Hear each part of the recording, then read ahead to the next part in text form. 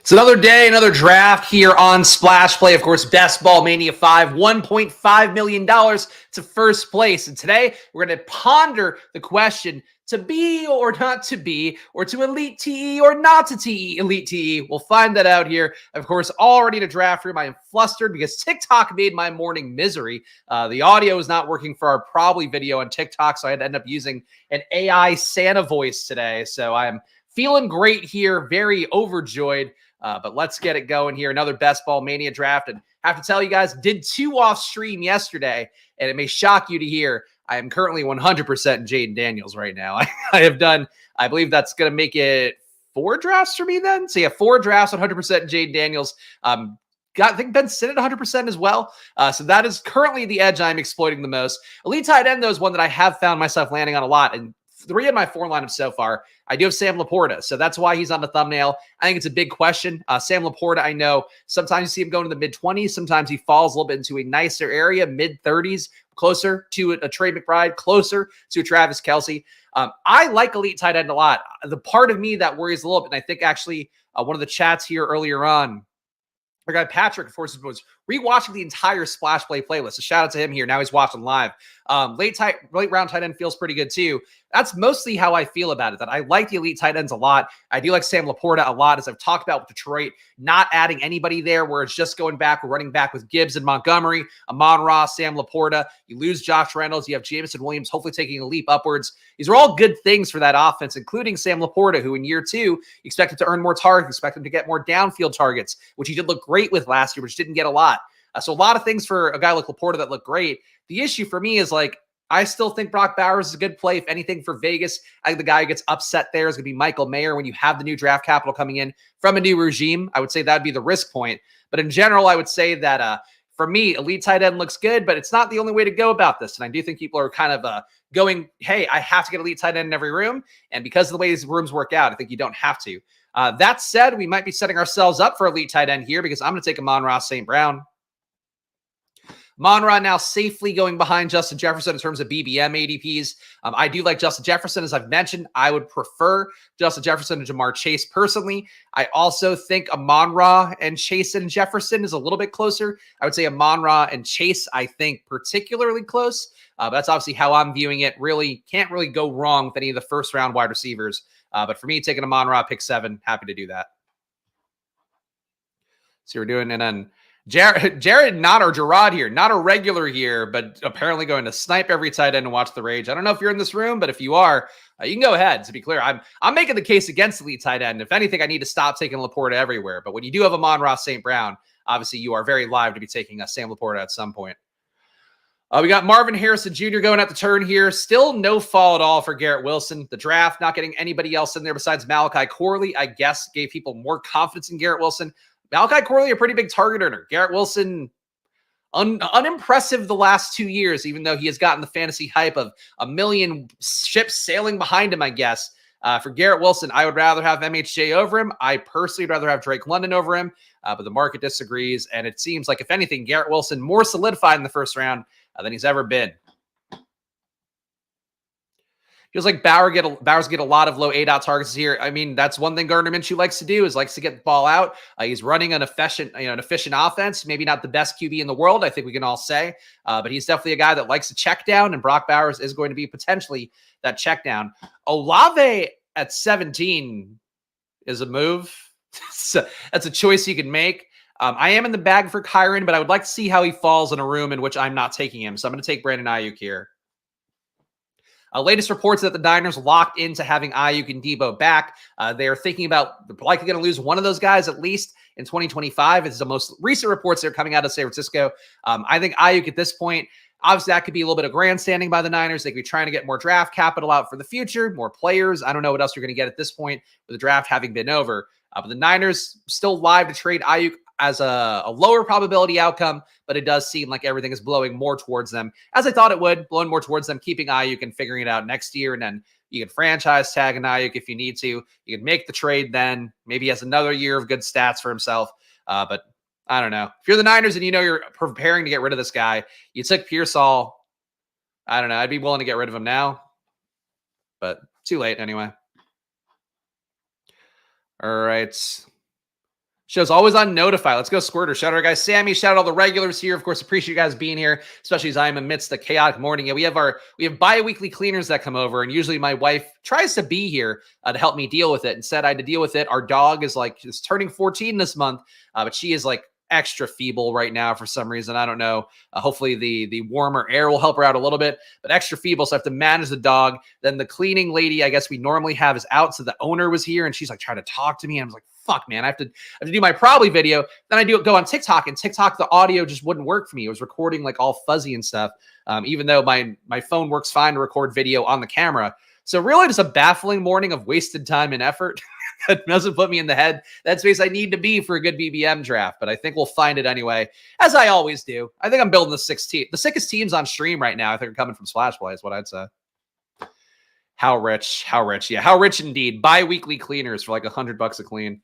But yeah, it's either that or the wife murders me for not cleaning the house, and I'm not like a surface cleaner. I'm a picker-upper. I'm not a surface cleaner. It's not one of my skills.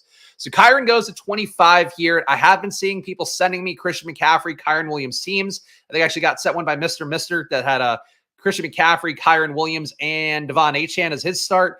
So definitely you are getting a falling Kyron Williams.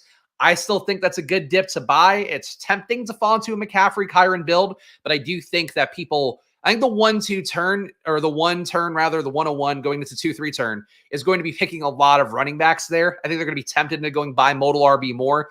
So something to keep in mind if you're going 0 RB from the one hole, or if you're going hero RB with McCaffrey, I think you're getting a little bit more unique because there's going to be some tempting backs that fall, including Achane and Kyron, that are going to fall at that turn pretty reliably right now. Cleaners plus EV. I would agree cleaners plus EV. It's just like, I don't want to do the small talk very much. That's how I feel about it. Our normal cleaner is like an older Puerto Rican woman, and I'm Puerto Rican too. So she's, I could say the word Puerto Rican, I guess is how that goes. But she's like one of those people who's a divorcee, and in her I think it's in her 40s. I would assume she's got to be in her 40s. She's definitely older than me. In her 40s, and she's like was going through a breakup or whatever, and then she immediately got another serious relationship a week later, and it's like. We hear a lot of the gossip in the house because we're here when we're doing it. So it's a lot going on. Sam Laporta's on the thumbnail. Sam Laporta falls to me here at pick 31. We will take him. I don't like going up for Laporta when he comes in my all right, pause. When he comes in my lap, I feel like I just have to I have to let him do his business. And Sam Laporta, to me, getting the Amon-Ra Sam Laporta start, still one of my favorite ones that I have here. I was actually trying to get it last night in a team that ended up being more AR focused, but I thought I could get AR and Jonathan Taylor along with Laporta and Amon-Ra St. Brown. Ended up not getting Laporta in that build, but I do think when you have Amon-Ra and Laporta, you are controlling the market on one of the best teams that have, a defined target share, like at San Francisco, like, I guess teams that people want to get in the upswing. But to me, like that concentrated market share and a team that we know is good last year, a team that made the NFC title game and probably should have won it. Not to bring up any sore memories for our Detroit fans out there, guys like Purple Yoshi. But I do think for Detroit, get Amon-Ra, get Laporta. I don't know how you're failing. Obviously, the second pick could be a little bit more fun, perhaps than a Brandon Ayuk. But I think just having that foundation at wide receiver and tight end, you can do so much. And you don't even have to take Goff if you don't want to. And I frankly don't want to take a lot of Goff. She for the streets. She really we have an eye poppy. There we go. Yeah, it was really one of those where I was like, oh my God, that is very classic, like post-divorcee with like she's got a kid in her teens or something, or it might be older teens. It's like that's as somebody that grew up in the South Bronx, that is a classic vibe there. She's in Puerto Rico for the week, so we had the cleaning boss come in, who was like very much being the boss. Is there anything we could do better? Is there anything you really want this week? Like, I don't know. Clean with a smile. Whatever you want to do. Bring the cleaner in for best ball brunch. I mean, she definitely. You're gonna go with stereotypes. That would be the classic naughty Latina maid. That's what I have coming to the house every couple of weeks. We have a 0021 here. Some guys I like, Keenan Allen, I am still in on. A lot of the social media ADP watchers, I feel like advocating for Chicago's guys to drop, which is reasonable for sure. Tank, obviously not at a discount in BBM, certainly lower than he was going in the big board. He's a fine pick here. Zay Flowers, I don't mind either. None of these guys at a discount. We got an elite tight end thumbnail. What happens when you go Trey McBride and Sam Laporta? We're going to find out today. Team so far, Amon-Ra St. Brown, Brandon Ayuk, Sam Laporta, Trey McBride. How do we stick the landing on this one? I don't know. We're going to find out. Maybe she has best ball takes, fire best ball takes. I don't know about that. I'm sure she's got some picante takes, but I don't know if they are. They're best ball specific. Holy bully. Yeah, we're bullying them today. Look, you tell me to elite TE or not to elite TE. I'm an elite TE, I guess. But it was Laporta falling into place, and I like Tank. I like some of the guys in this range. I like Keenan Allen the most. But I think we have fallers here. I think we have Tank Dell falling a little bit, Keenan Allen falling a little bit. I'm not going to buy him at price or even a little bit above ADP if I know they're going to be falling. So I think Zay would be the one. I don't think Zay falls. I don't think people care at all about Tez Walker being there, and I don't think they should. But some of the other guys in this range I think could be followers. And Pickens at 44, I just don't want to go there. My goodness. Always a fan of the bully. Got a nice build with McBride and Kittle yesterday. I mean, yeah, like I think the top 10 tight ends feel pretty good, aligned well in ADP. You definitely have to make sure you're making up in volume or draft capital, other spots. Definitely don't get tempted into a third tight end if you're going to take those two tight ends. But I feel like in this particular year, when you have this run here, we have, 5 tight ends on the board right now. I'd feel pretty good about. And another 4 right after them that I feel also fairly solid about, even though, some of those guys have a little more questions about the role, the touchdown equity and all that. I think bully tight end is more viable than ever. It's just a matter of how you're going to work everything around that, not making yourself too thin, particularly at wide receiver. Like wide receiver, you can get bled out if you don't attack those pockets the right way. Broncos bold. I like it. I like you Broncos because I like the Broncos. I think the Broncos are a fun team to be drafting this year, as I've already talked about it enough times. But if you're new to the show, guys I like that the public does not, Bo Nix and Troy Franklin be right amongst them, but also Cortland Sutton. I'm not afraid. I feel like people have been, it's weird. Like some of the takes that people give out there, and I'll call out the underdog guys in particular. Hayden was like talking about Bo Nix and his dynasty rankings. I think it's actually more so about Troy Franklin. He actually does like Bo Nix. I think he was like a B level prospect in the dynasty rankings overall. Amidst all the rookies coming in. But Franklin, he was like, oh, Franklin's got to beat out Tim Patrick and Cortland Sutton. And it's like, what? He's got to beat out these guys that Tim Patrick coming off 2 years of injuries. I don't think that's the one you're worried about. Marvin Mims, maybe a little bit worried about, who was drafted by Peyton, but Peyton didn't use him. So I'd go with the shinier new toy there. But just some odd things. All right, this is a tough pocket for me. I mean, the pick that I like the most here is Terry McLaurin. Odunze's coming down. Rashee Rice, there is still a little bit of a discount here at this price tag. Rachaad White should fall a lot to me. I'm going to go. I think we can withstand the suspension for Rashee Rice. I'm going to go Rashee Rice here. This team in particular, when you have Amon-Ra and Ayuk, we have good tight end play. Not that matters for Rashee Rice. But I think we can absorb a Rashee Rice's risk a little bit more here, and we'll see what comes back. And knowing this room here, seeing some of the people around the bend, I am sure they might take some of my favorite players because they will share some takes in common.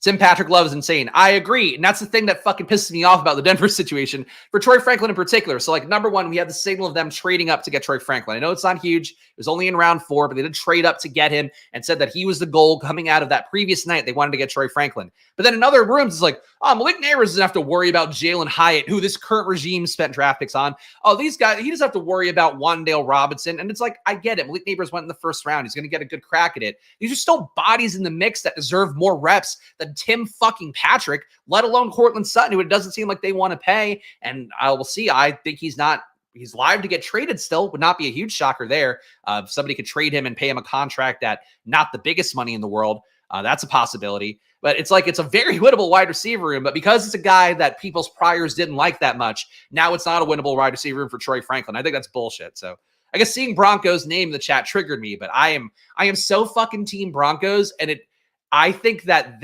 and Jaden Daniels are the two takes that I've said it. I've died in this hill. I've given it my pre-draft takes were same thing. But like, these are the takes to me that I am going to differentiate myself on this year because nobody's with them right now. And I think that is shocking to me. Shocking that people can like Bo Nix and still think that Troy Franklin and the Denver offense can ascend. Like, you're getting his guy, his best friend on the team. They're like actual very close friends, Bo Nix and Troy Franklin. Anyway, 0032 here. We got both KC options in front of us. Nothing we're going to try to take stack-wise at this point. Could take a third tight end with George Kittle and really just go off the deep end and see what happens. I'm going to get a share of Xavier Worthy, I guess. I kind of feel I think he's going to pass Marquise Brown at some point in ADP. And Worthy, my concern is that he's a very similar bet to Rashee Rice, at least in terms of how these guys played in college. Xavier Worthy, a less good target earner, playing at a bigger college. Rashee Rice, more of a 35% target proud run rate guy. Worthy, closer to 27%. So it's a pretty big difference. 8% does matter in terms of these guys over the larger sample size of their last years in college. For Worthy, though, where he did the most was really underneath routes, rub routes, movement before the snap kind of things. So for Worthy, his route tree could be very similar to Rashee Rice. The risk for me is that I think if Worthy's good, he takes Rashee Rice's role enough, whereas Marquise Brown at least does something different. So if I'm going to point out one flaw in my drafting here, I think it would be that Marquise Brown and Rashee Rice pair better as a duo. But I guess the flip side would be that if Rashee Rice is suspended 4 games, Xavier Worthy likely gets that production in the first 4 games. But I think we're playing for one spot with these guys, really, is kind of the main thing for me with Rashee Rice and Xavier Worthy. Much rather have Franklin later than Neighbors over Pittman, DJ Moore, and Diggs. That's crazy to me. It's not a bad take. I mean, look, I like Neighbors a lot. The thing for me with Neighbors, as I've mentioned, is that the talent is so huge. I believe a lot in what he does, visually, analytics-wise, best a wide receiver downfield, a 1.6 EPA, a deep throws of 20-plus yards. Like, that's crazy to be adding over 1.5 points, to be better than Marvin Harrison downfield as well, who's also an incredible outlier. So 2 things for Neighbors are good there. The issue is, you have these wide receivers that they've invested draft capital in that are still young enough to deserve some run. You have Slayton, who they have a hard-on for, who they keep feeding, keep giving contracts. He's holding out right now, but that holdout can't be long for the world with them having a viable replacement. So you have 3 guys there that actually do kind of matter. And then, you might have Waller back. I think people think he's going to retire. I've said it a million times. I don't know. You're coming off a divorce and you're going to retire from the NFL. That seems like the worst possible time to do that, especially because, no respect to Kelsey Plum. Kelsey Plum is making old WNBA money. She's not making Caitlin Clark WNBA money. She's not making Angel Reese WNBA money where you have millions of dollars in advertisers with you. So I would imagine Darren Waller gave some of that money away, or is going to give some of that money away too. I think Darren Waller comes back. So, love the talent for Neighbors, but the Giants, to me, a little more crowded and also bullheaded. That's one of the more stubborn teams in the NFL in terms of just feeding shit that doesn't make sense. So, look, I'm not saying Troy Franklin's going to be better day one than Neighbors, but the outcomes, people just want to look at one thing and don't want to look at the other thing because they like the player. And I don't think it's how best ball should go ever. All right, so we have a 0-0-4-2 here. And Montgomery falls right to me, so we're just going to keep the Detroit bet going. So Montgomery, we have captured basically, obviously excluding Jameson Williams. We'll see if we go there. We've captured every Detroit touchdown besides Jahmyr Gibbs. So fundamentally, I like that bet. Concentrated offense, players that I like, players that are good. In the case of Sam Laporta, a player that's going to be better in year 2. All good things to me. And hey, Monroe got big paid too. All right. Do I prefer Leggett or Pearsall with respect to their landing spots? Our guy Tyreek asks. I would go Leggett personally. Pearsall, to me, there's a blocker there. There's still a major blocker. I'm sure the Niners will use him a little bit, but I think right now, if you're going to have Ayuk and Debo back, he's just fancy Danny Gray. He's still going to lose some snaps to Juwan Jennings, who is a trusted vet. You still have Kittle there, obviously, for whatever his health is going to be this year, but the assumption is that he'll be good to go. To me, there's just a lot of things there that I don't think Pearsall has the upside, whereas Leggett's risk is that he's probably not going to be able to overtake Adam Thielen in the slot, which would be where Leggett's going to be the best, but he will get some scheme touches, will get some targets overall. I would guess that Leggett gets you probably at the very least 5 touches a game, but 5 to 9 intended touches a game would be my guess for Leggett, including the run plays that he'll probably get some sweeps, some kind of bullshit PPR points maybe. Hopefully, moving forward, so you actually get a point for it or a half point on Underdog. But I think for Leggett, there's more upside there. Pearsall for Dynasty, I guess. But even still, I would probably go Leggett.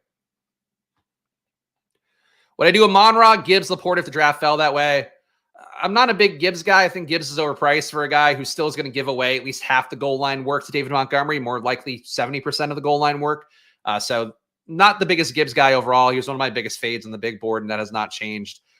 If he were a little bit cheaper, I'd be willing to go there. But it's a fine play. If you like early running backs, it's a fine play. I would just rather have an early wide receiver over that. All right, so we have the KC bet going, Detroit, San Francisco. So some chalky stuff going on overall. I'm not going to go up and do that yet. Najee Harris, Pollard, Jalen Warren, A.D. Mitchell. I'm going to go Najee here. Not a big Najee fan. I know there's a lot of Jalen Warren's team. Pat Correa, of course, legendary upside. I feel like their rankings in particular pushing people on Jalen Warren. Najee's a goal line back there. I don't think that's going to change. Najee is a traditional power back bruiser. That was part of why Tyler Algier got the work last year over a Bijan Robinson, is that's just what Arthur Smith likes. He likes a traditional kind of power back there. I could be wrong about this, and this is not one of my more confident takes, but I think Najee keeps the goal line role. I think he's at least going to be getting 50% share. To me, he and Jalen Warren are probably a very similar play, but I would give the tiebreaker to Najee because of the touchdown stuff. What's the Courtland Sutton dream trade spot? How high would he get drafted? My dream trade spot would just be getting him out of the way. So I'd say Pittsburgh would be it. And they're the one that's been apparently making offers for players out there, including Ayuk, including Sutton, including Devontae Adams, supposedly. So Pittsburgh would be the one that I would see just because I'm not a big Sutton guy. In terms of his talent level, like what would make me excited for him? Buffalo. I think Buffalo, he'd be better than Keon Coleman day one. Keon's biggest value is going to be as a red zone target. So if somebody else came in who's been a proven red zone target earner, and Courtland Sutton, for whatever flaws he may have, he was 100% Russell Wilson's red zone safety blankie last year. So somewhere he can get that same role would be it. And I think Buffalo would be that kind of team. But I'm not rooting for it or anything. I'm not rooting for Courtland Sutton in general. If I'm drafting Sutton, I'm drafting him in the hopes that he goes back to Denver. I think Roman Wilson's at a great spot in Pittsburgh. I don't know about great. I think he's like fancy Kadarrell Hodges. It's an Arthur Smith offense. Like nothing's that exciting in Pittsburgh. The hope is that he'll play better, but even when he was a good offensive coordinator in Tennessee, he fed, DeAndre Hopkins and A.J. Brown, but even then didn't feed them enough for, not Hopkins. Who's the other receiver? Corey Davis, right? And A.J. Brown. So, we're not talking about him, creating outlier days for guys in a way where I need to chase this to another city. I think buying in on him being a better offensive coordinator than he was a play caller in Atlanta is a good bet. I think buying in on him to be a new man who's going to create value for tons of players, especially outside of the run game, especially on a tight end play, I don't think it's going to be my expectation. Roman Wilson will get you those Calvin Austin plays with a little bit more frequency. Steelers don't need Sutton. Pickens and Sutton are as comparable. I don't know about that. Sutton's not just a go ball guy. 0242 here. So Brock Purdy does not come back. I would have been willing to take him if he did, but he does not. I honestly was thinking about Curtis Samuel and my last pick. I don't have a ton of exposure to him. I think he's a little bit undervalued. Jameson Williams would also make sense if we're just going to go with a big Detroit bet. I think Jameson Williams can come up more than Curtis Samuel will. So I'm going to go Jameson Williams here. Jameson Williams, to me, I think the bet is really that, A, they didn't replace anybody. B, Jameson Williams had a few spike weeks down the home stretch. Finally looked like he was getting his head wrapped on right, which I think is a big part for him after having missed that first year, having then missed a few games with the gambling suspension. For Jameson Williams, I think that he really does need a little more time to come along. So him at pick 103, I think if he gets to July, I think Jameson Williams is going to be back in that. Remember where he was going last year? He was going in the 50s at one point. And now we have no additions there, and we lost Josh Reynolds.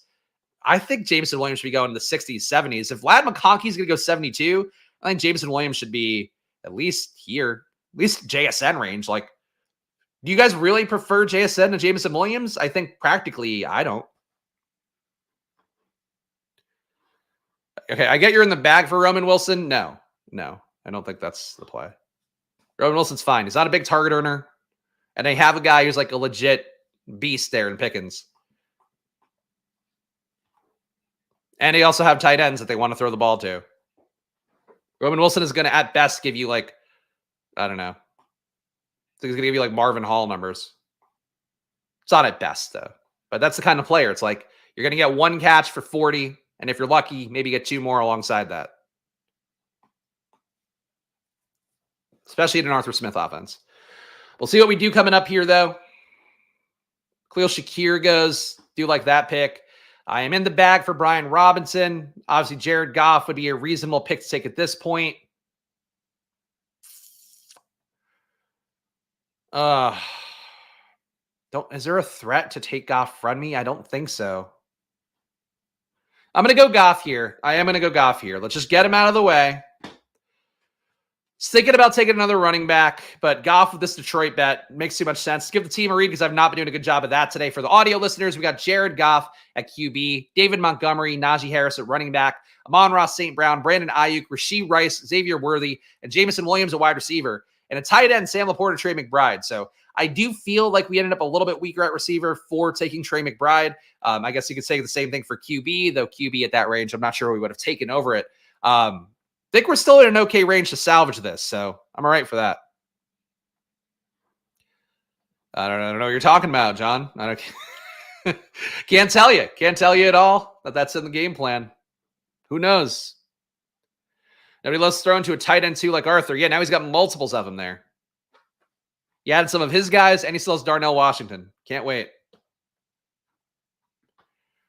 Shark Guy Fantasy Football Garage, seeing some familiar names coming back in. Great to see that. Of course, if you are a new name or a familiar name, please make sure to subscribe down below. Please hit that like button. It does matter a lot here. Of course, I'm doing drafts every Monday to Friday at 11 a.m. And frankly, to keep ahead of the YouTube algorithm, but also just to keep growing this channel, we need your likes.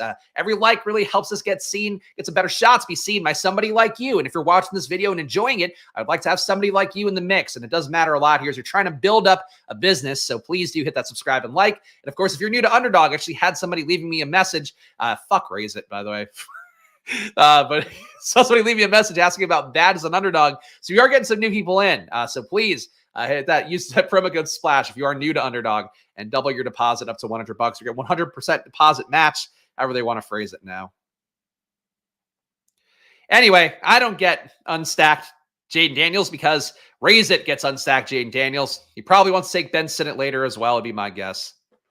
Or Luke McCaffrey. Who knows?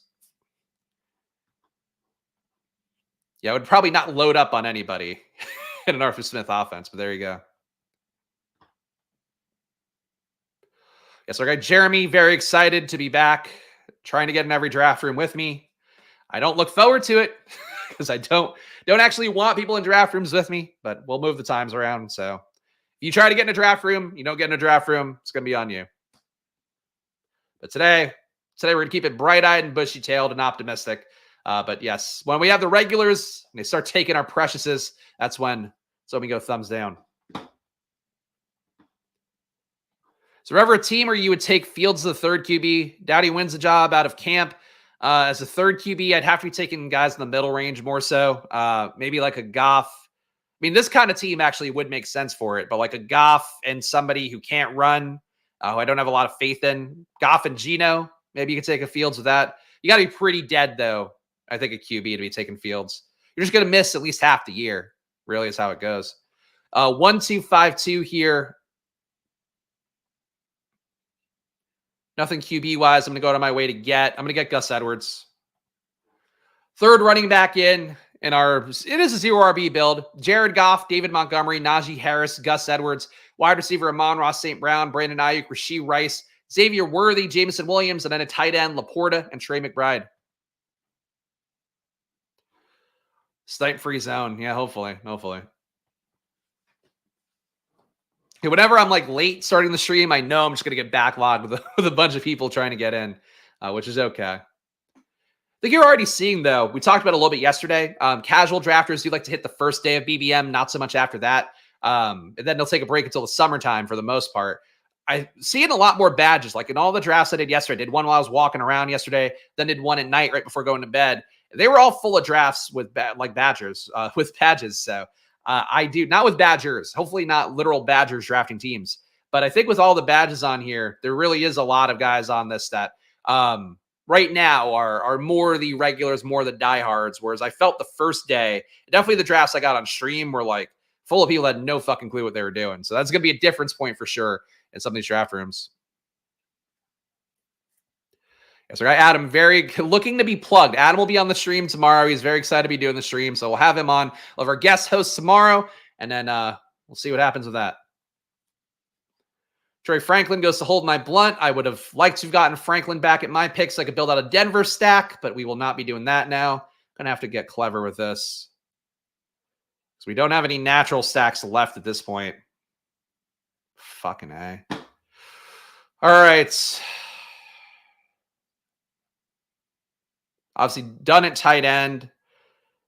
I think for now, I'm just going to keep grabbing some running backs. Missed Kyron Williams in this draft, or didn't take him rather. I'll take a shot at Blake Corum here. I do want to make bets on Blake Corum because I do think a world where Kyron Williams doesn't hit is a world where Blake Corum likely took the goal line work away. The biggest value that Kyron Williams had last year was obviously the overall crush of volume. The fact that he had a McCaffrey level work in the red zone was a big thing to me that made him drive his value upward. So Blake Corum, I think the bet really is that if he takes half that goal line work away, Kyron is not the same play, and Blake Corum probably has some spike weeks. If he doesn't take that work away, then, and that's a bet you're making, I think. If you're taking Kyron in the 2-3 turn, like you should be taking him in the assumption that Blake Corum is just DOA, I would say. Adam, it's work. Like, what do you fucking want, man? This is a job. Unreal. I'm excited to have you on, Adam. Jesus. It's like my wife. You don't seem enthusiastic enough to be watching How I Met Your Mother tonight. We'll do a stream tomorrow, Adam. There we go. Historical anomalies excited. Bring that full bulldog bias. There we go. I don't get excited for like vacations. I'm gonna get excited because somebody in the chat's gonna be on a stream. You notice respect, but Jesus.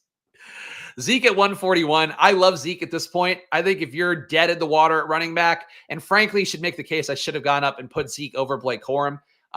Zeke at this point is like an absolute bailout if you're dead at running back. You can make the case for Rico Dowdle too. Rico and Zeke. What was Rico's numbers last year in terms of the advanced analytics? Because Zeke, we looked at yesterday, was not that great.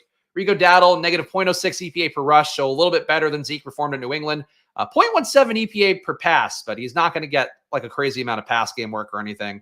Got targeted a lot, though, when he ran a route. Only ran 5 routes a game, 25% target route run rate for Rico Dowdle. But I just think Zeke, you're getting your comfy blanket back. You're getting your binky. You're getting your stuffed animal back. That's what basically getting Zeke is. To me, Zeke should be going, at the very least, behind Gus. We saw Zeke yesterday go at 100 on the draft stream that I did.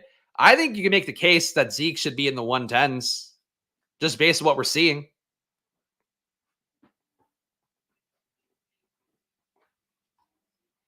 What am I being salty about? Dude, I don't know what you guys want from me. I can only be who I am. I mean, relatively low enthusiasm person. I just do the work, baby. That's what I do.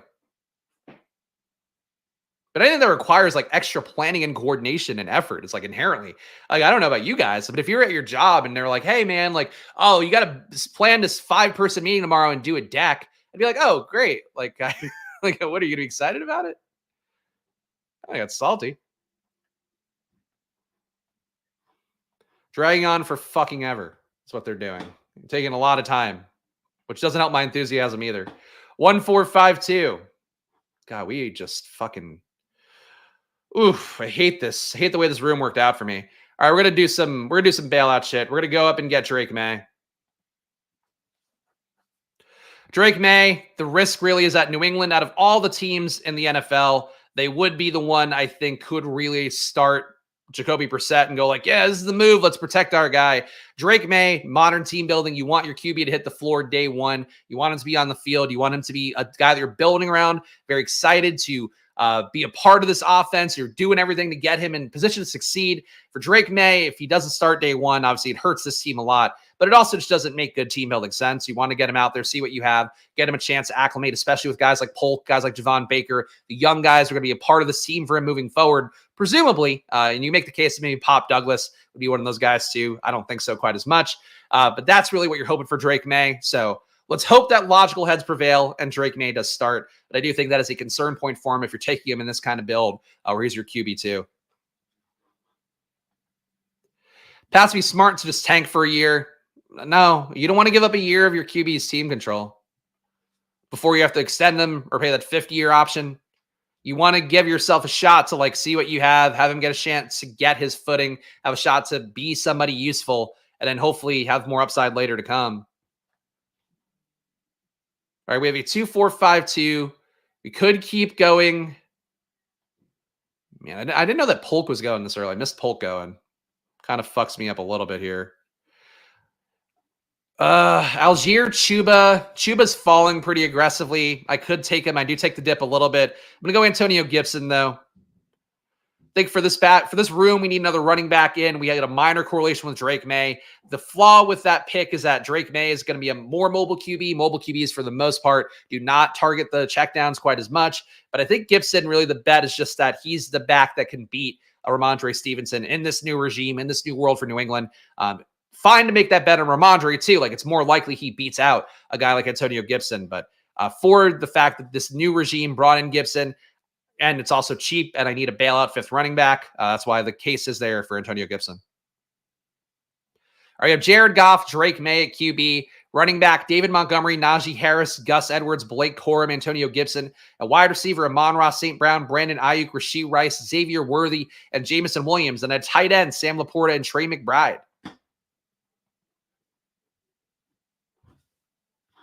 Gamelstein saying, I follow the Pats closely. My guess is that they don't start him for a little bit, but after 0-4, 1-3 type, they break glass and let him loose. It's possible. I think the signal is out there. That wouldn't be a shocker. I just think once you get into camp, the issue for him is like he's inaccurate enough, as we talked about. 60% catchable ball rate for Drake May is worse than an AR, or at least right in that range of an AR. So, like, for all the shit that people gave AR last year, Drake May has the exact same flaws. Willing deep ball thrower, less willing rusher, less adept rusher, but still, he's basically white AR in a lot of ways. So, I think ultimately cooler heads prevail and smarter heads prevail, and you just run him out there and give him a chance to start. But if he did sit the first 4 games, it's like, all right, that doesn't kill you in best ball. And also, like, it's a weird fucking team control thing the Pats would do. Would not be a shocker. Would love Mahomes on the squad. Yeah, the issue is I will probably never take Mahomes up here, but that's it. And our guy raised it, takes Ben Sinnott at 168. So the Ben Sinnott price tag coming up here as he does cobble together his late Washington stack. Oh, I would have rather had Jaden Daniels and Drake May. And I would have taken Jahan Dotson. I would have taken Luke McCaffrey if I had to. Razor takes McCaffrey too. Gets the Jaden Daniels triple there. So I would say not the best version of the Washington stack when you're not getting McLaurin, but any Jaden's a good Jaden is what I'd say. Can Kelsey be that target hog number 1 tight end again? He's probably not going to get enough snaps to do that, especially when they add in Jared Wiley. That's another body now at tight end. They've been pretty clear they don't want to give him the full snap share. He's going to get targets when he's out there, but they're going to be lower A-dot targets, work in the middle of the field a little bit more. And if there's any chance that he's even vaguely banged up or hurt, he's not going to be out there. So I'm okay taking him at his price tag, but I think that's you're asking a lot for Kelsey to be back to where he was. I don't think that's possible at this point. Dylan Labe goes to 171 ahead of Chuba Hubbard. Pretty aggressive. Do you think he can win that pass game role? But it's pretty aggressive. All right, we are going to go get Javon Baker. I think Javon Baker is a better play than Pop Douglas. Pop Douglas, he can be okay there. But both Polk and Baker should move into the slot a little bit, which Pop Douglas can only play out of the slot and be effective. So I think that Baker, I guess isn't a shocker, but Baker and Polk being there, not good for Pop Douglas overall, but I think in particular, not good for how he's going to be used. Yes, likes up, people. Our guy Matthew knows best. Please do hit that like button. Please subscribe as well. Both matter a lot here as we try to build up this little engine that could here. Just a one-man shop doing drafts every day, Monday to Friday at 11 a.m. And of course, giving you all the info. And the goal is really, I would say so far this year, if you're curious about my credentials in terms of the on-stream content, I've done more drafts on stream than anybody in the world right now. And we'll see what happens. Our guy Neil Orfield doing 150 stream Best Ball Mania drafts. I'm not going to do 150 stream, but most of mine will be streamed here as well. And of course, more to come here throughout the entire spring and summer. And that's the goal here. Updating news every day, looking at new data, game theory, social media posts, what matters. Every day you get something that I think will add value to your process if you're drafting best ball teams. Also, one fun thing too, which I don't think has gotten public yet. So DraftKings, we talked about yesterday, $20 entry fee for DraftKings. I did hear from a little birdie who's connected to DraftKings. They're not working at DraftKings. Apparently going to be $15 million prize pool for DraftKings this year. So we'll see what their first place is. And if they do a flat payout or if they go for the gusto a little bit more. Really not a fun pocket. I think with this particular build, we could do what I talked about earlier And we could take Justin Fields as our QB3. I think that in terms of Fields, like Geno Smith, better floor, not as good of a ceiling, but he'll like play. JJ McCarthy, I think, plays day one. Bryce Young going to play day one. Derek Carr plays day one. Daniel Jones, injury guarantees make him maybe more of a risk to be on the PUP list than he should be. He's got to be healthy enough to play week one, but the contract stuff might make him not do that. But I think in terms of the ceiling at this point, where I'm going to go with Goff and May as my base, give me a little bit more upside probably in the back half of the year with Justin Fields, because I just don't want to go with this Detroit stack. I'm going into a Jared Goff gunfight into the playoffs, and I don't want to go into a Jared Goff gunfight. If anything, I think a Jared Goff gunfight is what killed some people in week 17 last year after Goff helped advance week 15, week 16. And even then, he helped advance with 18 points, 20 points. Like, he did not get that high. So I think if you draft Goff, even with the Detroit stack, it makes sense because he's going to give you a floor with those guys having good days. But the ceiling, can he beat Josh Allen in week 17? Goff is beating Josh Allen 3 out of 10 times, 2 out of 10. I'd say 3 out of 10. Knowing DraftKings will be 15 million prize pool and 10 million to first. I got to tell you, I don't want to max another $20 entry fee tournament. If it were 10 million to first or even 5 million to first, I'd be there. You got to take the shot at winning the biggest fantasy football tournament of all time would be pretty big. The issue for DraftKings, and you guys saw it last year, we talked about it last year when I was doing drafts on stream on DraftKings. It's like, A, they don't reward streamers at all. So a lot of these people aren't going to raise it, really just taking a team that I'd approve of, which I guess good for Raise It, but not good for me having them in a room. But Bo Nix 192. I think him and JJ McCarthy going next to each other shouldn't be crazy to you guys. I'd make that stand. But yeah, for DraftKings, I think really at this point, if they want to seize market share, now knowing the prize pool especially, they go 5 mil. You're going to, even 4 mil, they could do that. But they could go over the top of Underdog now, and I think actually get some market share. So I like what Underdog did, as we talked about here. Bring up the prize pool real fast so you guys can see it if you're new to it. Underdog this year, where you have 20 people potentially winning over $100,000 or $100,000 or more, and then another, couple dozen winning at least 25K. Some people winning, 50 people winning 11K. That's a very flat prize pool. It's going to give a lot of money to a lot of people. But that said, the appeal of winning the biggest prize pool ever, winning fucking 4 Corains worth of money in terms of course, our pal Pat Corain's BBM winnings when he won 2 million, that would be tremendous. So yeah, if you're going to play on DraftKings, I think do it. But DraftKings really, if they were smart, should be reaching out to every streamer. Guys like Pete probably won't do it. The guys have exclusive Underdog deals, but everybody else, they should be trying to get streaming DraftKings drafts, because they're going to have a hard time filling that tournament. Or if they're going to fill it, but it's going to be filled with DFS 150 maxers, which frankly, from what I know, DFS people do not know best ball that well. So it's going to be an interesting tournament. All right, 3-5-6-2 here. Definitely could use another receiver at this point. Oof. I am not a fan of anything here. I think at this point, I'm just looking for straight best ball upside. I do think Jalen Hyatt gives me that. When you have Malik Neighbors there, and especially if they are going to use Malik Neighbors in a yacky kind of way, giving him shorter throws, expected to make something happen after the catch, which is what they talked about before the draft, wanting a yak guy in the draft at that pick if they could get it. So they got him. They do that. It's going to open things up for Jalen Hyatt. Jalen Hyatt could be the poorest man's version of a Brian Thomas in this offense for the Giants. And that's, again, assuming that the Giants could be good, assuming that a Daniel Jones or a Drew Lock can get the ball out and actually feed Jalen Hyatt credibly. But that's the hope here if you're taking Jalen Hyatt in round 17. Raise It wishes they had regular season prizes. Yeah, no, I don't agree with that at all. I think they should do a separate tournament for regular season prizes, much like drafters. And that's the funny thing is, I think Underdog's tournaments this year are designed to compete more with drafters, whereas DraftKings tournaments are designed to compete more with Underdog. But I think that's the move to me, is they should just do a bigger, a really big BBM size tournament, but only for regular season prizes too. But to me, it's if you're drafting teams, especially if you're drafting tourney teams, I don't expect my teams to be in the top 10,000 during the year, because I'm not drafting running backs. I'm not drafting guys who are going to crush early on. So I greatly prefer them separating the prize pools. 3-5-7-2 here. I think we do need one more running back. At this point, I don't think there's anybody sneaky, really. People like Tyrone Tracy a little bit. I'm not there. Garendo, not really it for me. I'm willing to make the Audric Estime bet as RB6. Garendo, the risk for him is that Kyle Shanahan has previously pounded the table for fast guys and never used them. Garendo, the fastest guy ever. I get it.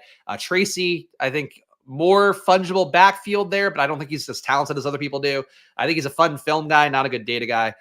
Neither here nor there. That's our last RB here. Of course, it's an 18-round draft if you're still used to the big board 20-round drafts. So the final team is a 3-6-7-2. We've got ourselves Jared Goff, Drake May, Justin Fields. At RB, David Montgomery, Najee Harris, Gus Edwards, Blake Corum, Antonio Gibson, and Audric Estime. Wide receiver, we've got Amon-Ra St. Brown, Brandon Ayuk, Rashee Rice, Xavier Worthy, Jamison Williams, Javon Baker, and Jalen Hyatt. Then at tight end, we have Sam Laporta and Trey McBride. Not a bad room here, I think really is the main thing. Wondering if I should show you guys. You know what? We got over 100 people watching live. Let's look at some teams from mine from yesterday. Let's do that first. So here's the teams that I drafted last night here. This was a pretty quick draft room, thankfully. So this team I thought was very fun. AR, Jaden Daniels, Jonathan Taylor, Brian Robinson Jr., Zach Charbonnet, Ezekiel Elliott, Chuba Hubbard, and Dylan Labe as my running back. So hero RB here with the Indianapolis build. Amon-Ra St. Brown, Michael Pittman, who I took because I got sniped on Sam Laporta, Terry McLaurin, Deontay Johnson, Adonai Mitchell, Jahan Dotson, and Malik Washington, who I think is right now one of the more undervalued players in the draft. Trey McBride, Ben Sinnott, Johnny Smith. I liked that team a lot last night, so that was a really fun one. And then I did this one as well, which was completely me going off the deep end, but I thought it was worth it. Caleb Williams, Jaden Daniels, Kirk Cousins, Matthew Stafford at QB. At running back, we have Joe Mixon, Tony Pollard, Chase Brown, Bucky Irving, and Audric Estime. Got kind of boxed out at running back, so that running back room's not as good. That first team I love, though. This one was pretty good, but not quite as fun. Puka, Drake London, Keenan Allen, Romo Dunze, Hopkins, Dotson, Moore. So as you can see here, everybody correlated with a QB. I love that. And then Laporta and Sinnott is my tight end, too. These are the kind of builds that I like that I build off stream, and I had pretty good access to all the guys that I want to get. So felt good about that one. All right, let's see where we are. All right, we're already in draft room here. Snuck it in. Did any of you guys pick up on it? Nope. We're doing a second draft today. We've got 100 people watching live. So 2 drafts, Best Ball Mania, $50 of entry fees put up on the line today. We'll do it. Again, please subscribe here. No other show will have the host sneak into a second draft for giving you no chance at all to get into it. But frankly, after Raise It and Jeremy took some of my guys, we're back to we want a clean room, and we got it here. First team is nasty. Need McBride for, look, I think McBride's easily going to be a guy this year. He was good last year. Now he's going to get a little bit less volume. We're going to open up a little more targets, a little more value. So I think really the main thing for him is you expect him to be more efficient with Marvin Harrison there, but he's not going to get you 10 targets a game quite as often, which is fine. They didn't add a second wide receiver. Like, to me, that's the big part is like they lost Rondale. There's nobody there that I'm afraid to take the targets away from MHJ and McBride. I think if anything, Arizona has a shot to be a concentrated Detroit style offense, and they don't have the Jamison Williams yet. They don't have the Josh Reynolds. And they have the running backs, but they don't have that. Double dip for Mr. Mister here. Top 10 BBM finisher last year, Mr. Mister. Tweeting me about his teams. Doing some RB piggery. Mr. Mister is bright and early. 2 draft Tuesday on a Wednesday. Yeah, usually I do my 2 drafts on a Friday, but I don't have a meeting today at 12. Next week I do have a couple 12 o'clock meetings, so I won't be able to do any double headers, so we'll get a second one in. And usually to me, like the bar, if you guys want to really get the bar right, if you have over 100 live viewers, I'll do a second draft. I think that's how it goes. You got people, when you have butts in the seats, you don't want to let them leave the seats. Come on, take Jamar Chase. Everybody loves Jamar Chase unless I'm in a room and I don't want Jamar Chase. Then they do that. All right, Bijan Robinson goes. As you guys know, Team Jefferson over Chase every fucking time. Justin Jefferson, let's go. First share of him in BBM. I believe in J.J. McCarthy. This is now my shot to really put the cape on for J.J. J.J. McCarthy, not a guy I'm going to get a jersey for. I think he's not going to be the AR of this year. But McCarthy, to me, so undervalued. Think he is still going to be a day one starter. There is the same risk that we talked about with New England, where they could go out there with Sam Darnold, give him a shot. But that's going to happen if McCarthy doesn't play well in camp. The difference between McCarthy and May is that in camp, McCarthy is going to be accurate. McCarthy's going to be athletic. McCarthy's going to show the stuff that he has to. For May, they're going to see the big-bodied guy who can make some athletic plays. They are going to see a guy who's going to miss a lot of throws, especially in the intermediate area, in a way that could be problematic. So for McCarthy, I think that he's locked in. And you have Jefferson texting him day one. I wouldn't be shocked to hear reports of these guys working out together in the offseason. We'll see if they like JJ McCarthy enough to do that. But if you do get those reports, especially like McCarthy to me being a day one starter, despite him being the youngest at all these rookie QBs, I think is very much a thing that should occur. And I would expect it to occur. Does a wheel make a return this year? You need the sack wheel. Possibly.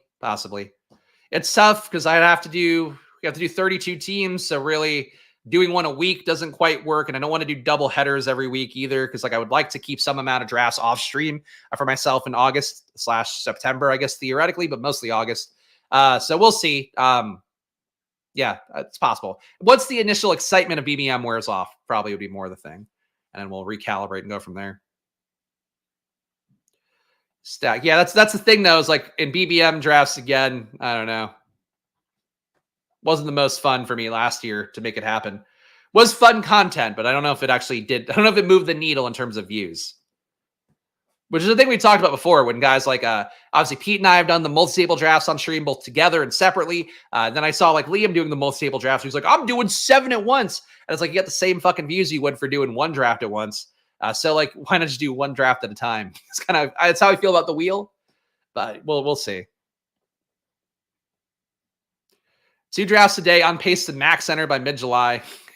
yeah, that'd work well. Thoughts on Tyler Boyd? You shouldn't draft him.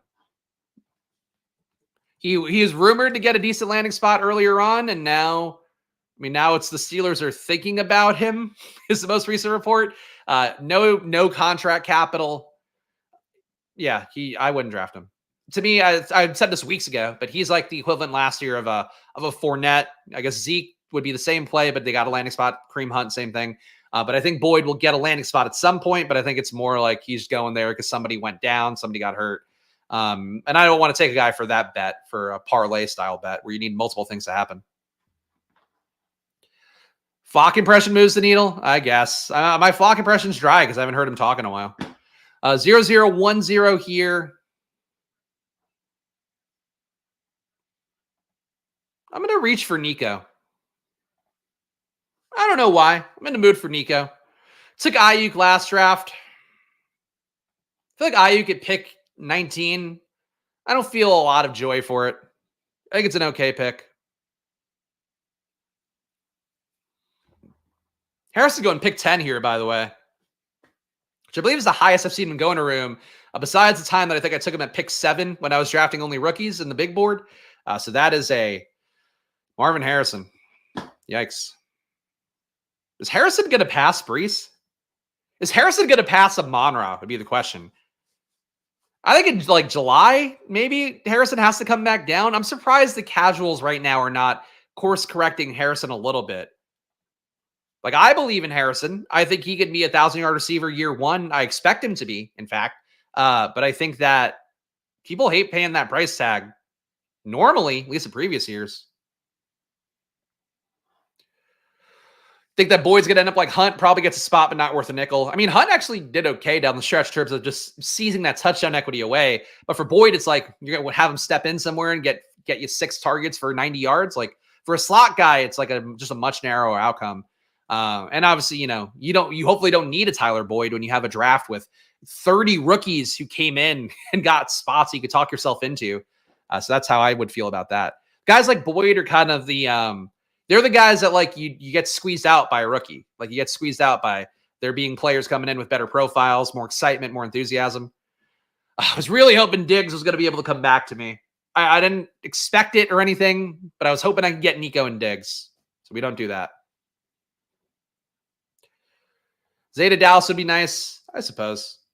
They have Cooks. Cooks and Tolbert's enough for that role. If you're not going to make it a good player, just don't bring in another. Like, I don't think you're upgrading going to Zay Jones. And at least you have to kick the tires. Year 3 for Tolbert. You got to see what you have at Tolbert at a certain point.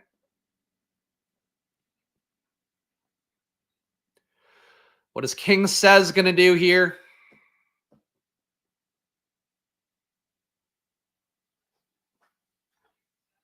Takes Kelsey at 28. All right, we'll take the dip on Malik Neighbors. Everything I said about the risk profile for him, the things that we don't like, ignore them this time. We're going to play into the positives, which is the way to draft, by the way. Like obviously I have defined player takes.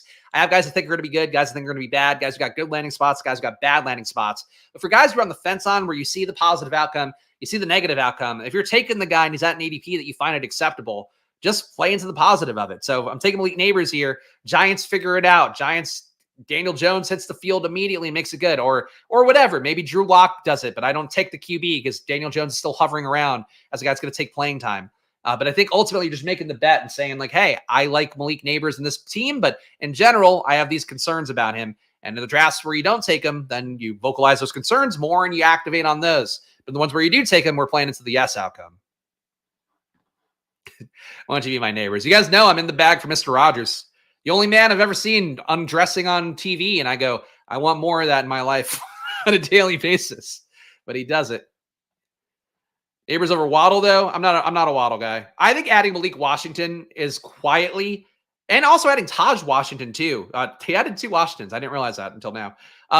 Very bad for Jalen Waddle. Like Jalen Waddle was hanging on by a thread production-wise with how much Tyreek took off the table. Now you have a guy that Mike McDaniel wanted to trade up and get Malik Washington. You have him. You have Taj Washington, who's like a deep ball, take the top off of a defense guy, and he's not much more than that. So you have an underneath guy who commanded a 35% target share at UVA. You then have an over-the-top guy in Taj Washington, who I think can do that as well as anybody in the league probably. But in that offense, like they're going to find ways to use him.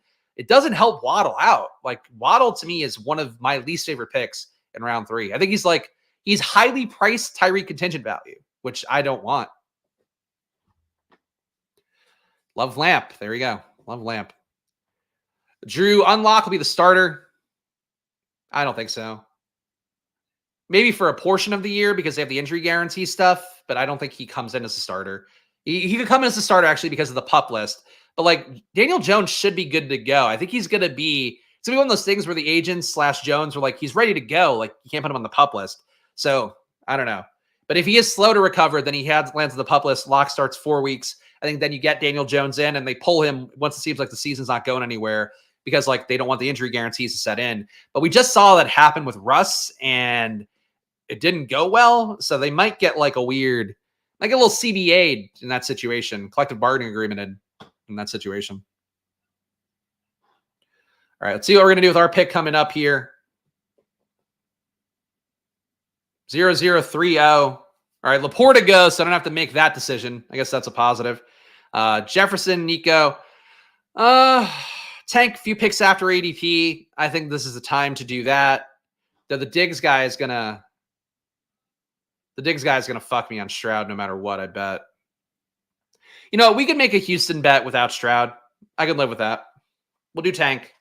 Tank could pick 44. I'm okay with Zay. I'm okay with Keenan.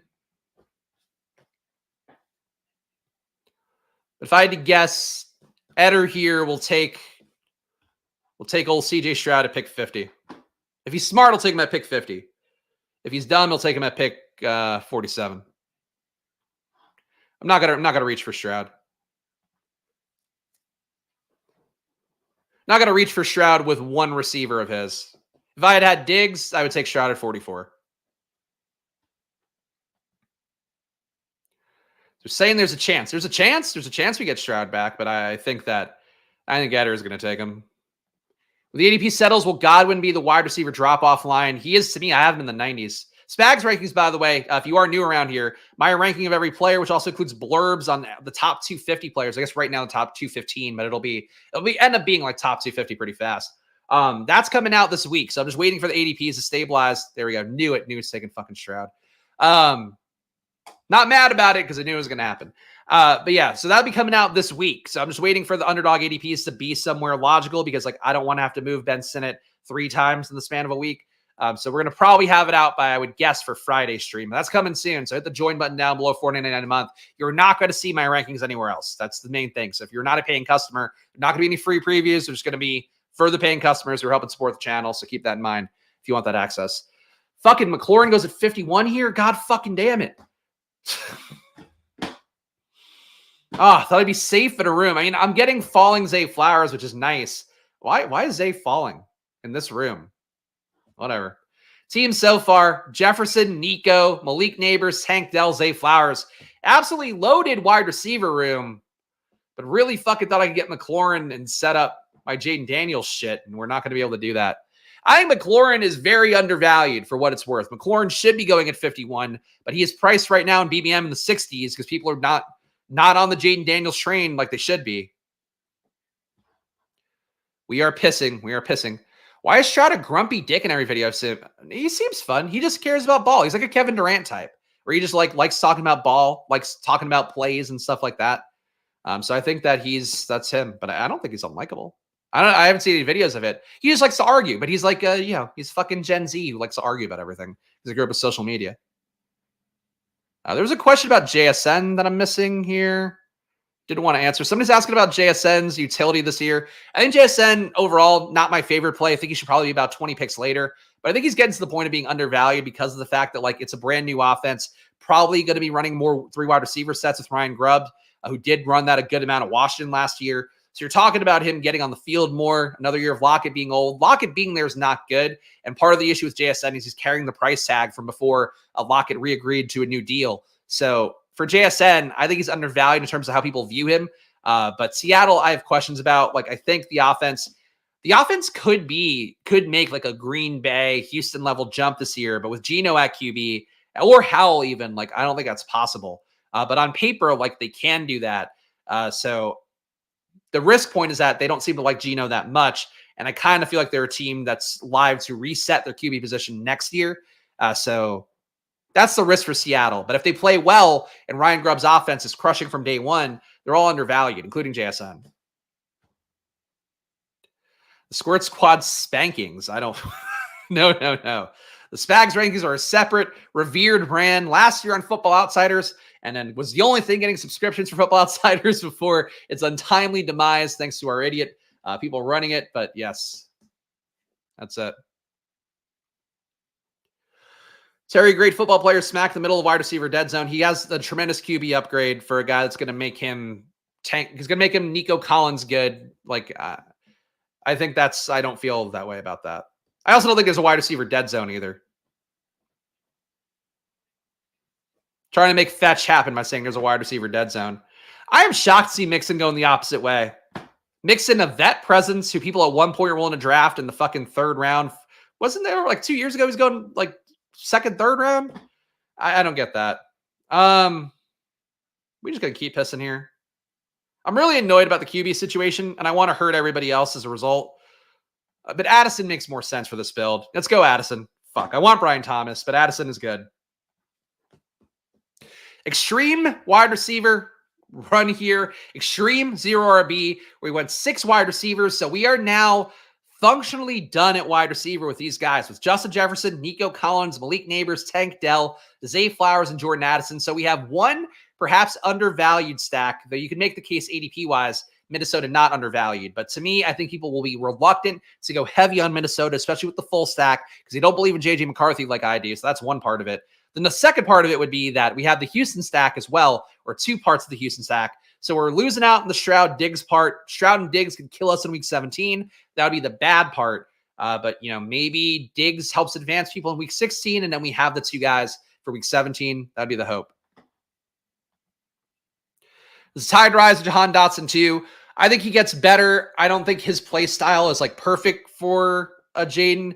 Jaden can hit those dig route kind of plays. Some of his best throws last year were reading Malik Neighbors well when he was making an inside cut. So, like, Dotson can be fine, but McLaurin's the one who really stands to benefit by just having somebody who can finally throw him a deep ball with accuracy, with a lot of volume as well, potentially.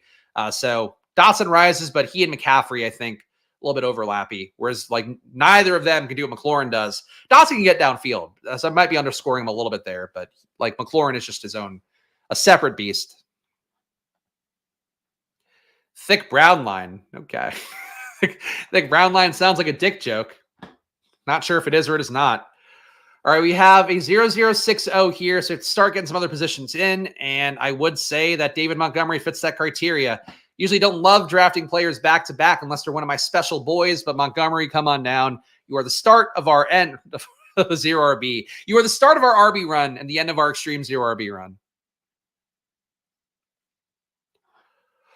Totally with you on Mixon. Feel like 12 TDs is his absolute floor in that offense. Yeah, that's it to me. Jawar Jordan, they just added a worse version with a lower pedigree coming in behind him. So for Mixon, I think that he's in a good situation. Obviously, being in Houston overall is a good part. And Houston's offense, like, these are guys who can score in the red zone, Diggs being the best of them. But they're not like red zone beasts. Like Schultz can score in the red zone, Diggs can score in the red zone. Nico a little bit less so, Tank a little bit less so, but like there isn't one guy there who's going to be Mr. Go Get Him jump ball guy. So it's opened up a lot for running the plays. And frankly, like last year, they wanted to run Singletary up the middle a lot in the goal line. That was not working out because Singletary's just not that kind of back. Mixon, that's all he can do. So I think Mixon, worst case for you is being Jamal Williams in Detroit a couple years ago. Best case is he gets you 1,300 in game scripts where Houston just blew him off the field. And I think Houston is live to do that. Like this is the time in a team's ascendance where like, yeah, they can maybe backslide. Like maybe Stroud is not everything we thought he was. I don't agree with that. But if you want to make the no case, that's it. It's like, they're not as good as we thought they were last year. They regress, but they added more weapons in here. They added better weapons with guys like Diggs in. And also Mixon to Singletary, I would say is an upgrade in terms of just being able to block more, being able to run, get those tough short yards. So they upgraded the team. So like this is the time usually in a team's development, kind of like we saw last year with Miami, where Miami putting up 70, like that was a little bit of a deliberate fuck you because their defensive coordinator got fucked over by Denver or whatever. But in general, like that's what teams do is like when they're starting to hit the peak of their powers, they put up 70 on you. If Houston starts putting up, CJ Stroud throwing for 350 yards, 4 touchdowns, that third, fourth quarter is just mixing over and over and over and over. And I think that's a very likely outcome. So I'm a big believer in Mixon, even though the talent is ass. Like he is a great spot guy and the superior players in great spots. How I evaluate things. I figured as much, which, I know we have some cop lovers, I'm sure, in the audience, so we won't go against that. David Montgomery and Dan Campbell's a match made in heaven. It's true. Really the biggest risk for Montgomery is just that Gibbs started to get a little more trust at the goal line last year. A little more trust even more this year would not be great for Montgomery. But I still think the worst case is them getting a 50-50 red zone share, goal line share. And even then, I would say more like 50-50 red zone, still 60-40, 75-25 goal line. It's just not ever going to be Gibbs' game. Like drafting players like Quentin Johnston, everyone's down on them, but they do well. It pays off. The issue with Quentin Johnston is the ADP is still pretty aggressive for a guy that was as bad as he was last year. I'm okay making the bet, but, bet got a little bit less good with Ladd McConkey coming in, just because that's another guy with draft capital that they are going to feed and is a new coaching regime decision, new front office regime decision, as well as they wanted Ladd McConkey, whereas Quentin Johnston was the last pick by the previous regime. So that's the risk for Quentin Johnston. I get it. I was willing to make that bet last year, but his talent level was not great last year, and it's not going to be a high volume passing offense at all. All right, 0160 here. Getting into a decent pocket to do something. I am going to take the Dak discount, I think, right? Or should I just go Brock? Let's go Brock. This is going to change our build. So I was thinking initially, now this is going to go away. I was thinking I could maybe do Dak and then try to push Jake Ferguson down to get a Dallas stack here, just a 2-man Dallas stack that has some upside. But I'd rather have Bowers, I think, and be more live for a late 3 QB build, I believe. So that's what I'm going to try to do here. So teams so far, started Extreme 0RB at 0161. We have David Montgomery, Justin Jefferson, Nico Collins, Malik Neighbors, Tank Dell, Zay Flowers, and Jordan Addison. Then a tight end, we have Brock Bowers going 8 picks after ADP.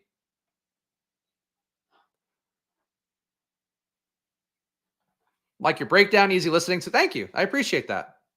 Glad to hear it. Always glad to see new names here. Of course, if you are a new name, please help us out. Hit that subscribe button, hit that like button. Doesn't matter a lot here for the YouTube channel here because I'm a one-man shop and your likes and subscribes will help me grow the channel, get seen more of our people. So if you do enjoy the stream, please do hit that like button and subscribe. And of course, if you're new to Underdog as well, promo code SPLASH on there, double your deposit or get your deposit matched 100% up to $100. So check that out for yourself. Jonathan Brooks, Jalen Warren, like these 2 picks at this range for this guy. Would have liked one more receiver for him, I think. But McCaffrey, Jalen Warren, Jonathan Brooks. Hard to argue that trio.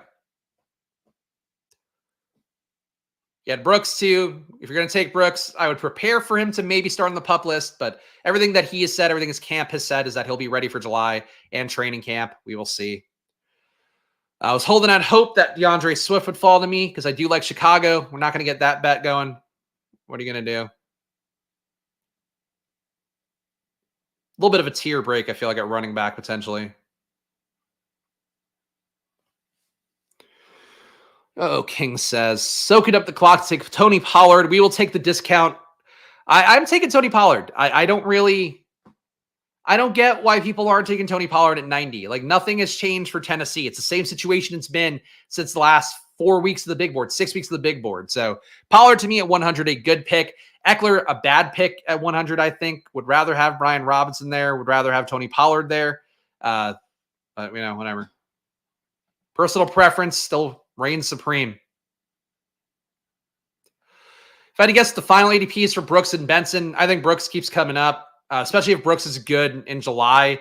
Brooks probably gets to 70 range, I would guess. I think he's a better pick than Ramondre right now.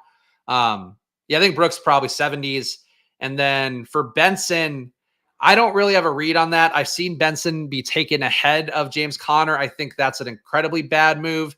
In this room, it looks like we're getting Benson falling. We're getting Benson 5 picks after ADP. I think it should be like this. I mean, Conner go to 74. That shouldn't be the price tag. Conner has to drop a little. Conner should be in this range, I think, at least. The issue for me is like Ramondre should be lower. Ramondre should be in the 90s, and he's not. So that's the part that I have a tough part with my brain with. But Conner's a better play than Ramondre, but a less good play than Montgomery and Jones, I think. And Benson is a worse play than Conner, is how I feel about that. Benson's best shot is getting the pass game work day one, which he can do. But that team trusted the shit out of James Conner last year. So Benson's got to earn that trust. And he's got to earn it in pass blocking too, which could be an issue. Could Spears overtake that backfield? Probably not. I think the most likely outcome is it's like a pure 50-50, but too much contract money for Pollard, at least in year one. But it's possible that Tajay takes goal line work. Tajay is a better goal line back than Tony Pollard. The issue is the contract money. Like, I think there's going to be a little bit of a will thing for Tennessee to get Tony Pollard going and show that like they can do better with him than Dallas did. But we will see. If Tennessee took offensive tackles, the fantasy bros were like, that's bad for running backs. Yeah, the offensive tackle benefits pass game and running backs pretty equally. Why is Danny Dimes ADP so low? Am I missing something about the injury timeline? So for 2 reasons. Number one is he's coming down because he's a rushing QB coming off a catastrophic ACL injury. Number 2 would be that he does have injury guarantees that could preclude the Giants from wanting to play him if he's got any sort of cover for them not to play him. So that's the reason why I think fundamentally, if you're making a bet on Malik Neighbors, you're probably making a bet on Daniel Jones, but you can be making a bet just on Jones and Locke, both trade back and forth throughout the year, and neither you need, but Neighbors still gets enough production. But I think Jones is a little bit too cheap. He should be going ahead of at least of Justin Fields, I would say. But he's not like crazy cheap because of the injury guarantee stuff. Do I hate you or Adonai Mitchell more? I don't hate either of you. I wish that like Troy Franklin were that pick, but Franklin got a good outcome, so I'm not even that mad about it anymore. I don't think it's as talented as some other guys. Really fucking wanted Brian Robinson there. That would have been a nice one for me to have, but I cannot have nice things in this room, it seems. So we're not going to get that. We will get Chase Brown, though. Another back, because we are basically not a Tajay Spears household for having Tony Pollard. I guess if you're going to make a bet on Tennessee, you could make a bet on Pollard and Tajay if they're going to have, if I believe they're going to have a 50-50 split, which I do. But, ugh.